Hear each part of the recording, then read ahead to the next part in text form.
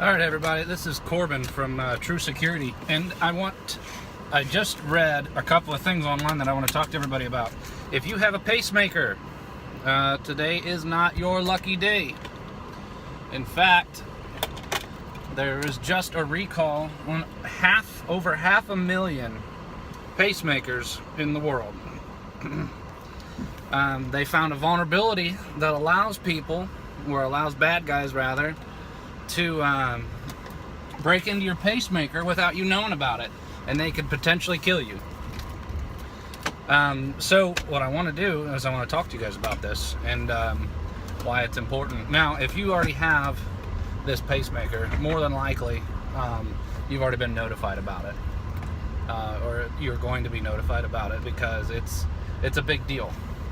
But essentially, what the issue with these pacemakers, this particular brand of pacemaker is that it connects with your wireless network, okay? And it uses your wireless or your Wi-Fi to send data that it's collecting on your heart from the pacemaker to the doctor, right? Well, a group of really smart guys has figured out how to reverse that. So they're able to, if they can get into your wireless network, or your Wi-Fi rather, they can essentially send data to your pacemaker, and they can change your heart rhythm, they can speed your heart up, they can lower the rate of your heartbeat, and effectively they can just turn the pacemaker off, ultimately resulting in death, right? So this is a really big deal. What are some things that you can do, right? Well, first things, let's talk about the wireless network, your Wi-Fi. Now, some of you that might be watching this, you might be thinking, well, I don't know how to set up my Wi-Fi, I don't know how to keep it safe, or, I just got it from Time Warner Cable or Comcast or whoever, and, I just got it from them and they set it up for me. That's fine. Don't worry about it. I can help you out. Most of the time, these companies are getting pretty good at really providing people secure equipment already right off the bat. But if you're still worried about it, you can call them up and talk to them. But if you know what you're doing, make sure that you're using a strong password. That's one of the biggest deals here. A strong password on your Wi-Fi means that it's going to be really hard to break. They're not going to be able to essentially hack your Wi-Fi. There's some other things that goes into it, but we don't need to cover that kind of stuff right now. It's starting to dive into more deep than what I want to do. So you can't put if your dog's name's Fluffy, you can't put Fluffy1 as your password. It's not a good password. If you did Fluffy1 but you capitalize the F, that makes it way stronger. And if you did capital FLU, I don't know, 77 for those next F, FLU, FF, 77, and then like lowercase y and the number 1, that's a pretty strong password. It's still easy enough to remember, but the other thing you can do on top of this is, essentially create like a phrase. So instead of remembering all these special characters and uppercase, lowercase nonsense, you can just create a phrase. So like, let's say your phrase is going to be, I love my dog Fluffy. That is incredibly strong. We could go into, essentially how hard it is for processors to break that level of strength, but because of its length, and if you put spaces in there, it's an incredibly strong password.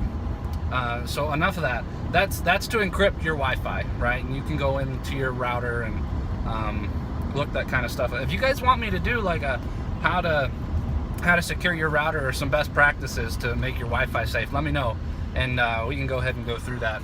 I'm gonna go ahead and move this. It's not working out too well for me right now. So Wi-Fi router to your pacemaker, bad guys can go from outside to your router to your pacemaker, and they can tell it what to do: kill you, speed your heart up, speed your heart down. They can track your activity, which that's probably the least of your concerns at that point. But yeah, over 500,000 of these things have been hacked. So the other thing that you can do, right? You gotta go to your doctor. You know, whenever this recall's finished, you gotta go. You gotta go, and you have to let them update the firmware that's going to be on your pacemaker, because what it's doing right now is not good. It's bad. It's not efficient at all. This can be a very dangerous thing. You know, so this is one of those poor security practices on this particular company's part. You know, companies, in my opinion, are too eager to release, you know, these new light bulbs and, for this case, pacemakers and anything else that's a smart device or this Internet of Things. And they don't really put the time or effort into making sure that their code is secure or strong, where no badness is going to happen. But you know, this is one of those things where it just you got to roll with it, because we're not there at that point yet where people care enough. People are still looking to just make money. But all right, let's recap. You got a pacemaker that's affected. They will contact you if you haven't already been contacted. Has to happen. And Wi-Fi password. Got to bump up the level of complexity on that Wi-Fi password, even if it means I love my dog Fluffy, right, with spaces in there. You don't have to do anything else crazy. It can even all be lowercase if you want. So Wi-Fi, which is good. You gotta bump that up, and you gotta get the device back into the vendor so they can upgrade that firmware and they can patch it. Because if not, your life is literally in danger.